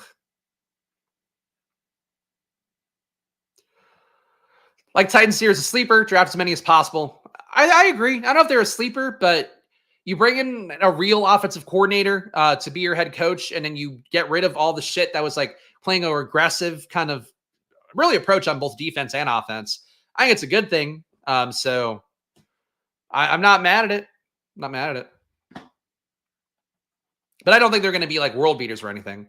I think the teams that I would say like relative to ADPs can make a leap, and I've tweeted this actually to Mr. Mister, but I think it's like Washington, Carolina, Denver, New England, I think are the four that they're priced really cheaply. They have some sort of merit that they can be an ascendant Green Bay / Houston kind of offense. Obviously, those are really high laurels to pat on because like we don't know. Like I'm saying 4 teams, but I think if you're going to talk about teams that can be that could be a game changer to your entire team, especially if you game stack and you get that right now. I think that those are the ones that I would say. But Tennessee to me is just like a nice price tag for a real adult offense that you need Levis to be good, but Levis is going to get the best shot he's ever had to be good because Brian Callahan, for what he did with Jake Browning last year, he turned a no pedigree guy into somebody who's passable. So that's it. Fuck. Jaden Daniels goes to this guy in the 1 hole. The perfect world, Brian Robinson would have fallen 1 more pick and Jaden Daniels would have fallen here, and I would have felt tremendous about this team, but instead we will cobble it together once again. A day of cobbling it together here on stream. Fucky. It's a real fucky, sucky situation. In as much as fuck these guys, and also the situation sucks. Not as much as I'm offering blowies. Not that kind of fucky, sucky. All right, 0361 here. I think this is the kind of spot, and again, I really don't think it would be an egregious thing to take Tajay. I think this is the kind of spot where you go up and get Zeke.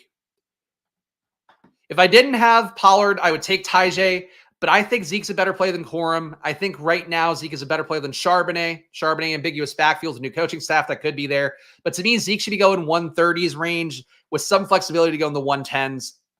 He's a starter. I don't know how he's not the starter. I think it's insane that this is where we are in the world, but I think he's a starter. And somebody's got to score touchdowns for Dallas. So we reunite Tony Pollard and Ezekiel Elliott. Let's give the team a read here.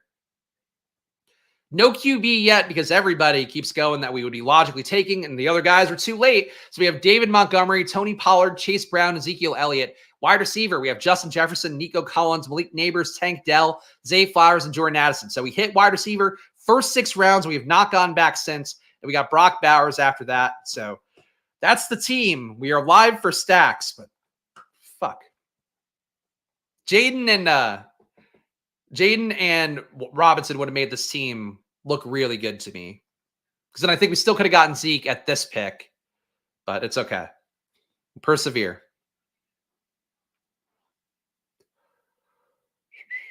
Carolina's a few ways to be stacked too. I agree. Carolina, I mean, the issue now with Carolina is that you got to get Deontay and you have to get Leggett. It's kind of an advance to back it out with Bryce Young, which is not my favorite. But Bryce being free, Bryce getting the glow up of all glow ups in terms of the coach he got hired. There was really, I think people don't get how dead in the water Baker Mayfield was going into Tampa Bay last year, where he had the one good game for the Rams that threw people off the set, but he still analytically was awful. He was done.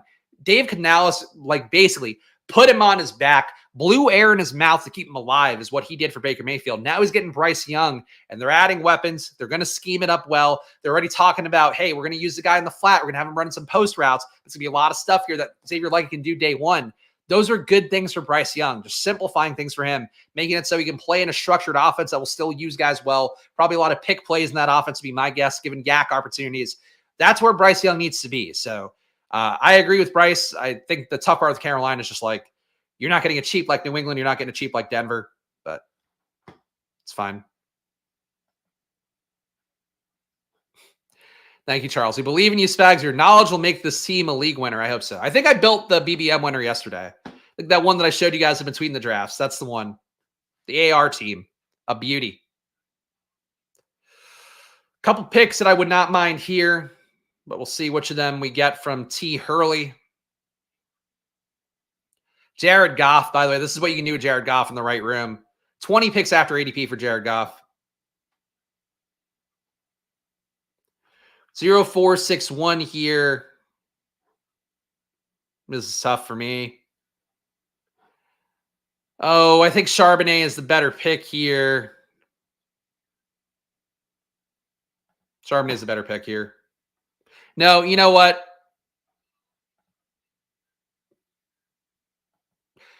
We're going Troy Franklin. We're giving me another potential bailout at QB. Shouldn't take a 7th wide receiver in an extreme 0 RB build, but Troy Franklin's here, guys. I have not left the Troy Franklin universe. I don't care how much he falls. I do think Franklin's going to start to fall a little bit in rooms. You're seeing him go 133 ADP-wise. He went 140 in this room.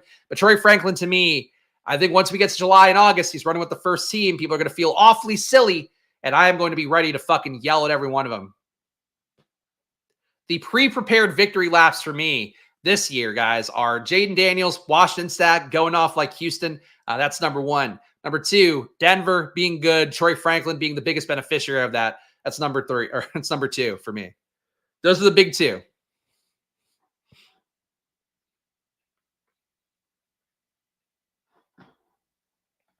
All right. All right, so we lost one of our potential little stacks there with Leggett, which is fine. Not worried about it.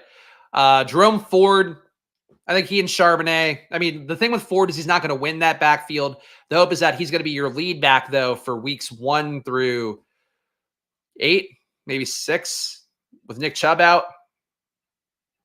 So Jerome Ford's the pick. Team so far, no QBs yet, which is getting a little scary, but 0-5-7-1. We have 5 running backs, including David Montgomery, Tony Pollard, Chase Brown, Ezekiel Elliott, Jerome Ford. We have Justin Jefferson, Nico Collins, Malik Neighbors, Tank Dell, Zay Flowers, Jordan Addison, and a late Troy Franklin added in here. And we have Brock Bowers, tight end. So we probably are good at every position besides QB and tight end. But we'll see what we get coming back. Nick's Franklin better than Burrow Chase at ADP? ADP, I think so. But no, Chase, obviously, Burrow going to outscore. But Nick's Franklin, to me, like, this is the one that next year, Bo Nix ends up going. It's not going to be a big-time runner.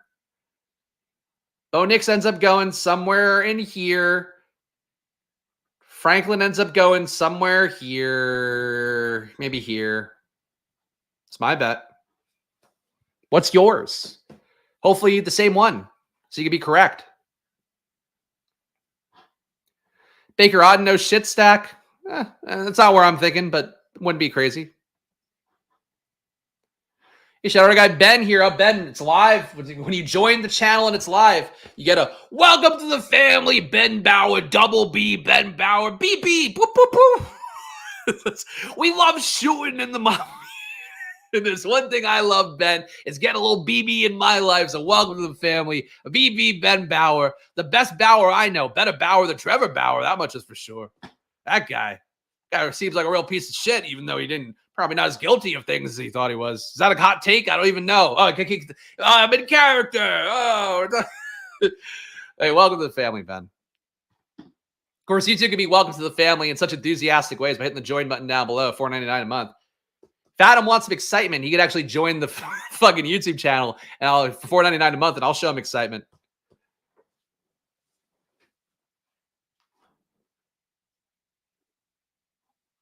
Do the Broncos start Zach Wilson? No. Nix is day 1.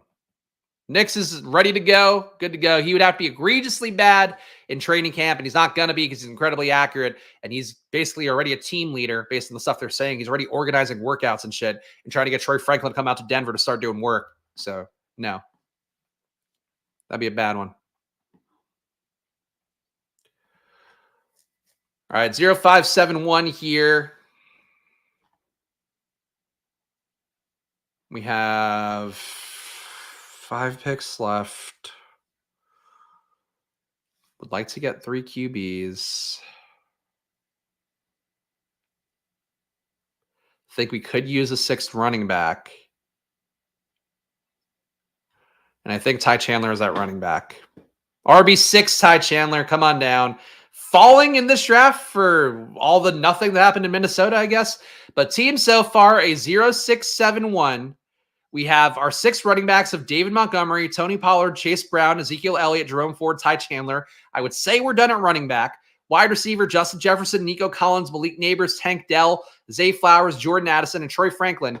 Tight end, we have Brock Bowers. That's true. That's why Robert Downey Jr. continues to be a part of our lives. What I know.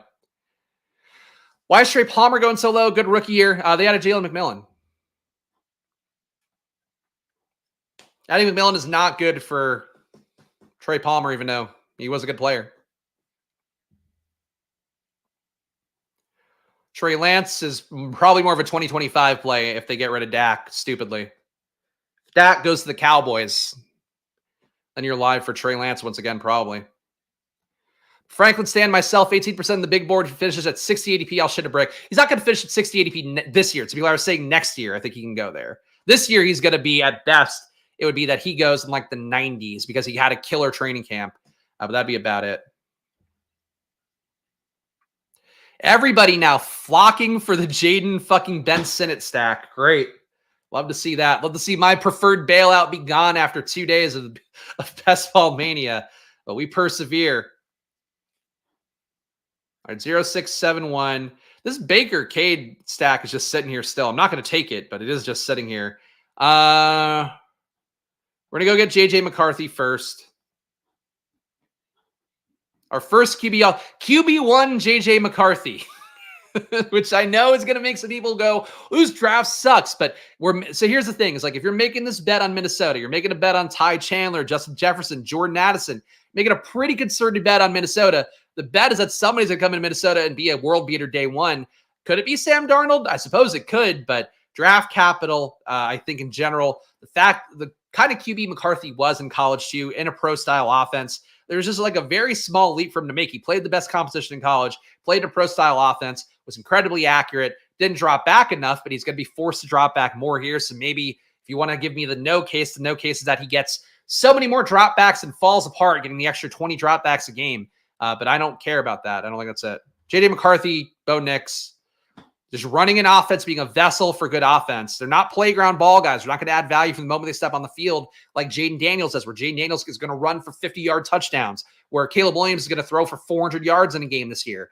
That's not going to happen for these guys, but they are going to throw for 250, 3 touchdowns here and there. That's enough to get you through, especially at pick 173 when you have the bet already on these guys. It's a different approach for me than other people, I think, with this stuff that if you're making bet on star players with QBs that you think are better than the public, that's your stack. Like, I don't need Josh Allen if I have 3 QBs and I believe their pass catchers are going to get there. Enough. And especially, for the 2 rookies I'm going to take probably.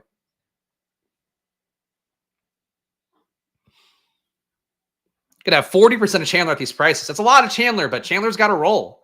Like Aaron Jones, no matter what, he needs a second back there to take some workload off them. I think Aaron Jones is in a great spot because I believe Minnesota is going to be better than people realize this year. But for them, really, the biggest issue is just that, like, Aaron Jones can't handle 30 touches a game. So you're probably going to be giving 5 to 10 to Chandler, at least 5 to 8. I mean, what did A.J. Dillon get last year?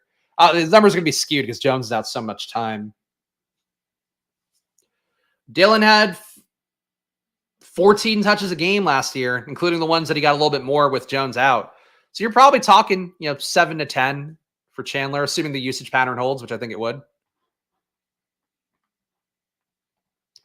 How do you see LAC's backfield shaking out?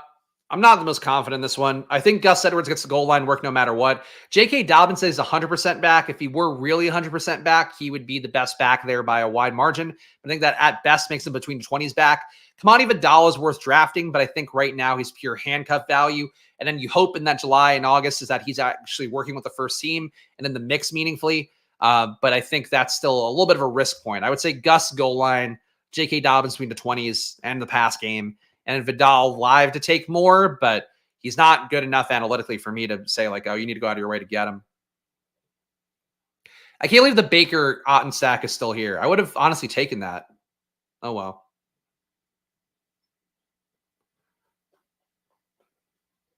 Oh, T. Hurley fucking soaks up. I'm like ready to make my pick. And then T. Hurley goes, I need to really sweat out these 30 seconds to pick Johnny Smith. We got JJ McCarthy. All right. Really don't think we're at a risk to lose anybody that I would like at this point. We're going to go. We're going to take Bo next. Bo knows ball. Bo knows how to get drafted at pick 188. JJ McCarthy and Bo Nix, my 2 rookie boys that I like. Not nearly as much as Jaden Daniels, to be clear, but more than the market. Making a big bet on Dobbins. Most probably aren't, which is why I am. Mr. preparing to give away all the money that he won finishing top 10 last year. Dobbins is okay. Just he's got to overcome a lot of historical injury things to get there. The more that I read up on that was the more that I got spooked with Dobbins, who I really was trying to take hot and heavy early on the big board. He got a good landing spot. Team committed to the run. I just worry about it. I wouldn't double the field for Dobbins. Feels like about the most I would do. Where did Dobbins go in this room? Dobbins went at 150. Yeah, 150. I don't know. I'd rather have Ray Davis, I think, in this time of a draft. We'll see if Ray Davis is a pure handcuff for James Cook. Similar play style guy. But I'd rather have Ray Davis, I think, than Dobbins. Actually, no. It's close. I think that's more of a tier for me. Yeah, Dobbins at 150, sure. Go nuts. Baker falls anymore. Grab him to help you start the season. I don't need anybody to help me start. These guys are starting day one. At least Nick's is starting day one. I think both are. This is the thing that happened last year, too, with AR. And, like, I backed down a little bit, and I'm like, oh, I don't know, AR, if he sits the first 8 games. These guys aren't fucking sitting anymore. Rookies coming in, top 15 draft capital aren't sitting. So that's generally the way I would like to view it for most of this stuff. All right, Baker went to that part. The dream of the free Baker out and stack has gone away. I need to add a second tight end. But, well, you guys are not going to like my second tight end. I do believe Gardner Minshew wins this job and holds on to it. I think he's a better QB than Aiden O'Connell. They did not add anybody who's really a threat. And we are going Minshew because of the bet on Brock Bowers. So I guess the micro bet in this one is that Minshew keeps himself afloat, feeding Brock Bowers, and holds on to the starting job because of that. And frankly, too, if the Raiders are competitive enough, they're not going to pull Minshew for Aiden O'Connell. Like if they're like the Colts were last year, Minshew probably plays the entire year. So I think Minshew, to me, you're absorbing some risk, but a little bit undervalued for a guy with real weapons around him and a team that we know was coached pretty well. We'll see what Luke Getsy brings to the table there, but if nothing else, he's going to bring an offense that's going to keep some safe checkdowns for Gardner Minshew. The Falcons would disagree with my rookie QB take. Yes, I guess besides Penix. Penix is the only one who's not starting day one. I should clarify that to be sure. Do not think that Michael Penix upsets $100 million guaranteed of Kirk Cousins. Besides that, though, normally, if you're doing something smart, you should be playing your QB day one. Seeing how Joe Brady operated the offense of 32-year-old running back, if Davis even has a modicum of juice. So the issue is like that he's very similar to me and James. Like he and James Cook are like one-to-one players. Ray Davis probably a little bit better of a goal line back at Kentucky, but that was at Kentucky. So like the size-wise, like he and James Cook, very close size-wise. Ray Davis a little bit more of a bowling ball. Fucking Dulcich goes. Oh, man. I really thought I was going to get Dulcich for free in the 20th round with Bo Nix. That was the pick there. So that's not great for my tight end, too. All right. Well, that was the one curveball we got in this draft. But yeah, for that overall, like Davis, to me, I agree that he can be the goal line back. But I think the bet you're making right now is like he might be the pure handcuff to James Cook. If he's a pure handcuff, I said this a couple days ago, I think in drafts you should be taking either James Cook or Ray Davis. Because if you're taking Ray Davis, the bet is that Ray Davis is going to chip away at the workload enough to make James Cook not worth the 40s level pick he's at. If Ray Davis is just a pure handcuff, that means that James Cook is like Christian McCaffrey in a Josh Allen offense, so he's not going to get that full level of work with a QB that can run it in from the 1 yard line or the 5 yard line or wherever in the red zone. So that's the risk point really. But yeah, I would say to me, like one of those guys wins big no matter what.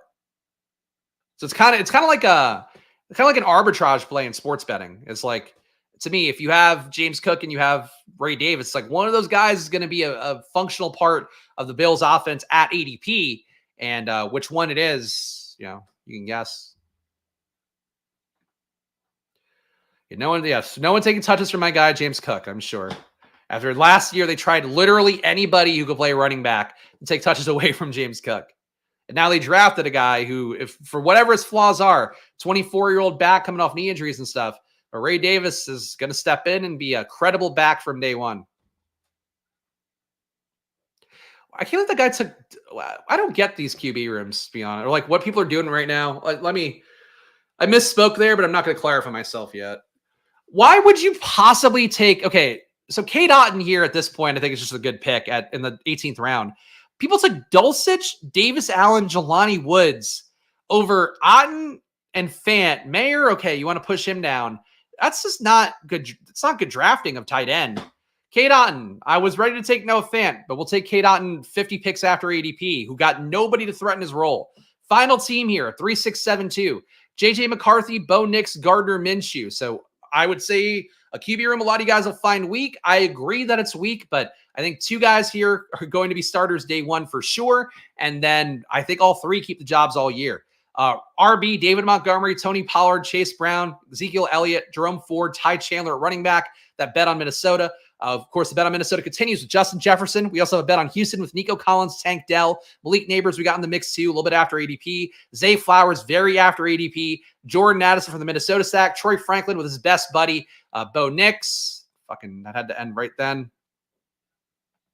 And then two tight ends, Brock Bowers and Cade Otton.